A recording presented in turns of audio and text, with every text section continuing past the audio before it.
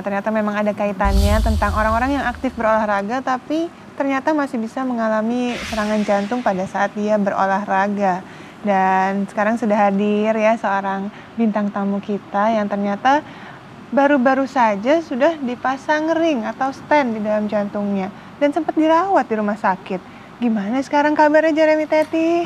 Kabarku sekarang lebih sehat, lebih percaya diri.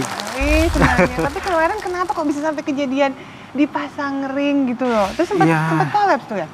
Kalau dibilang sampai kolaps banget sih enggak, cuman ambulans jemput ke rumah. Ya ampun.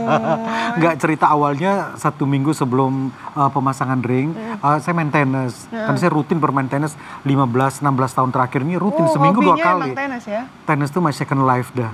Kalau orang udah hobi tenis pasti edik olahraga itu. Gitu ya?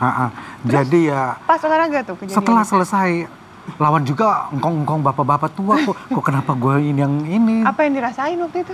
Waktu itu selesai itu kelayangan. Tiba-tiba keringat ngucur banyak banget. Kok kayak gempa bumi. Aduh diam, tenang. Gue harus konsentrasi, fokus, tenang, duduk, cari tempat yang aman, jangan sampai jatuh. Saya dipikir, aduh nih kayaknya gejala ini mulai nih. Tapi udah tahu tuh sebelumnya kalau misalnya pernah ada keluhan di jantungnya tuh udah pernah periksa atau gimana? Nih, belum pernah, cuman baca aja biasa lah.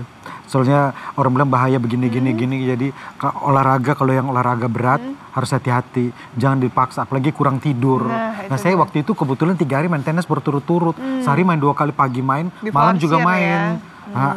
Besok paginya main, nah itu hari ketiganya kena. Langsung gitu. Betul. Ya. Wah, dan itu dia makanya kita mau tanya nih lebih lanjut, gimana sih sebenarnya kaitannya orang udah aktif-aktif olahraga maksudnya untuk sehat tapi malah kena serangan jantung. Dokter Dede, terima kasih sudah hadir di Dokter Indonesia. Sama-sama.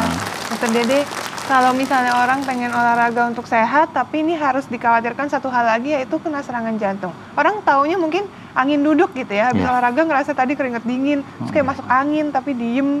Nah itu sebenarnya istilah itu tuh menggambarkan apa sih dok? Ya, sebenarnya yang dikenal oleh masyarakat dengan angin duduk itu adalah suatu angina. Jadi ada suatu nyeri pada dada. Nyeri pada dada itu terjadi karena suplai oksigen ke dalam otot jantung berkurang. Jadi memang sebenarnya sebelumnya pasien itu sudah mengalami suatu penyakit yang disebut dengan penyakit jantung koroner, di mana ada penyumbatan di dalam pembuluh darah jantung. Jadi suatu keadaan ini adalah sebuah proses di mana apa yang dialamin oleh Mas Jeremy sebenarnya adalah suatu ongoing proses. Jadi puncaknya di mana pada saat itu kena serangan jantung. Jadi memang itu sudah masuk kategori serangan jantung? Ya, tentu pada saat kena serangan jantung ada beberapa kriteria yang harus dipenuhi. Mulai dari keluhan nyeri dada yang sangat khas. Nyeri dada itu lama. Betul sekali. Kemudian pemeriksaan EKG-nya juga ada yang khas. Dan nanti dokter akan memeriksa enzim jantung. Biasanya nilainya akan positif. Dan memang ada keluhannya, misalnya orang nih sudah pernah tahu bahwa dia punya penyakit jantung koroner. Terus tetap olahraga, kan sudah lama ya, sudah puluhan tahun. Iya, udah rutin banget. Dan yang terakhir tuh sebenarnya bukan masalah tenisnya, ini asam lambungnya naik. Jadi saya tuh muntah dari habis syuting dari Trans TV, pulang sampai rumah tuh muntah sepanjang jalan sampai tengah malam, jam 2 malam. Ini kok muntah kok nggak berhenti, makin lama makin parah. Itu atau gejala itu. Iya. Jadi sering angina pada jantung biasanya akan diikuti oleh gejala-gejala yang lainnya, yaitu mual dan muntah dan keringat dingin. Jadi itu hanya keluhan gejala tambahan. Nah untuk sebelumnya nih, kalau kita mungkin banyak yang nggak ngerti nih dokter Dede, sebenarnya ring itu fungsinya apa, seperti apa, teknik operasinya tuh kayak apa, boleh dijelaskan nggak? Baik, mungkin saya akan jelaskan dari awal dulu. Sebenarnya penyakit jantung koroner itu adalah suatu penyakit yang ongoing proses. Tentu ada faktor risiko sebelumnya. Ada faktor risiko yang sebenarnya tidak bisa kita ubah seperti jenis kelamin laki-laki. Kemudian lebih sering? Laki-laki lebih sering mengalami penyakit jantung koroner, kemudian usia lebih dari 40, kemudian memang ada riwayat keluarga penyakit jantung koroner. Tapi kemarin ada 30-an tuh 3 orang masuk pasang ring. Tentu saja ada faktor resiko yang bisa dapat dimodifikasi. Misalnya tekanan darah tinggi, kolesterol yang tinggi, kemudian merokok, physical inactivity, dan ada banyak faktor yang lainnya termasuk obesitas. Itu juga bisa sangat mempengaruhi jantung koroner ya. Benar. Oke, kalau misalnya orang nih ya sudah mengalami pemasangan ring, prosesnya itu seperti apa nih?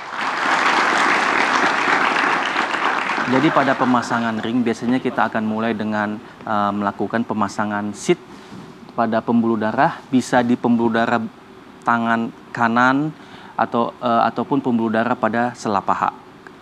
Setelah dilakukan pemasangan musik, biasanya kita akan memasukkan alat yang disebut dengan guiding catheter. Guiding catheter ini akan dimasukkan ke dalam pembuluh darah hingga sampai ke dalam pembuluh darah jantung. Setelah itu kita akan mendapatkan gambaran pembuluh darah jantung. Ya, ini adalah gambaran pembuluh darah jantung yang normal. Namun pada pasien yang mengalami serangan jantung, kita bisa mendapatkan suatu gambaran pembuluh darah jantung yang disertai dengan adanya suatu sumbatan ataupun oklusi total. Seperti gambar ini. Dokter akan melakukan suatu pemasangan wire yang akan diikuti dengan suatu tindakan yang disebut dengan aspirasi trombus. Jadi dokter akan mengeluarkan sumbatan yang ada di dalam pembuluh darah jantung. Setelah dilakukan hal tersebut, akan dilanjutkan dengan pemasangan balon dan pemasangan stent.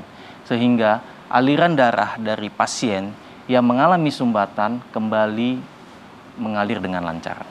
Berarti kemarin ini kalau misalnya kita lihat kasusnya Jeremy kemarin, akan diambil juga ya sumbatannya, kemudian akan lancar kembali, artinya tidak ada lagi sumbatan yang 90% itu? Ya, jadi di mana pada pasien serangan jantung akut biasanya ada gumpalan disebut dengan trombosis. Gumpalan itu akan berada di dalam pembuluh darah. Gumpalan itu harus kita ambil supaya aliran darah kembali lancar. Setelah itu akan diikuti dengan pemasangan balon dan stent.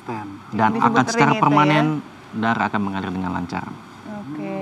Jadi kamu udah pasang berapa stent tuh, berapa ring tuh? Oh, satu aja cukup. Baru satu. Tapi ada PR juga di bawah jantung paling bawah tuh ada vena yang kecil-kecil itu, alatnya nggak bisa tembus katanya. Oh iya, biasanya di arteri kecil, apalagi ada sumbatan-sumbatan yang total sulit untuk dilakukan pemasangan stent. Oh, jadi gitu ya. Terus akhirnya gimana tuh?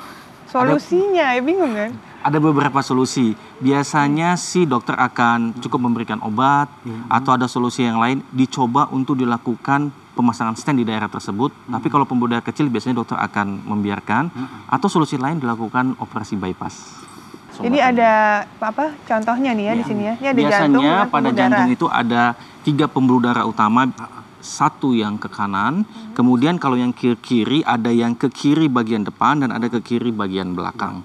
Ya. Tapi kalau biasanya akan terlibat pembuluh darah kiri utama depan, biasanya dokter akan memberikan saran selain pemasangan stent juga harus dilakukan bypass untuk penata laksanaannya. Karena itu yang paling penting sebenarnya. Benar sekali. Jadi pada saat olahraga, apalagi olahraga berlebihan, olahraga yang tipenya kompetisi di mana tenis otot seperti tadi ya. Iya, seperti contohnya Futsal.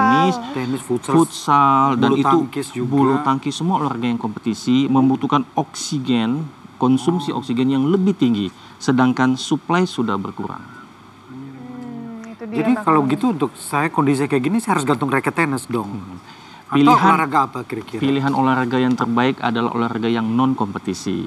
Jadi yang continuous, ritme, kemudian endurance. Contohnya seperti jogging, berenang, bicycling, seperti itu. Bukan sesuatu yang kompetisi. Karena kompetisi itu ada suatu saat di mana otot jantung membutuhkan oksigen sangat tinggi, kemudian istirahat, kemudian sangat tinggi lagi, dan itu sangat tidak baik.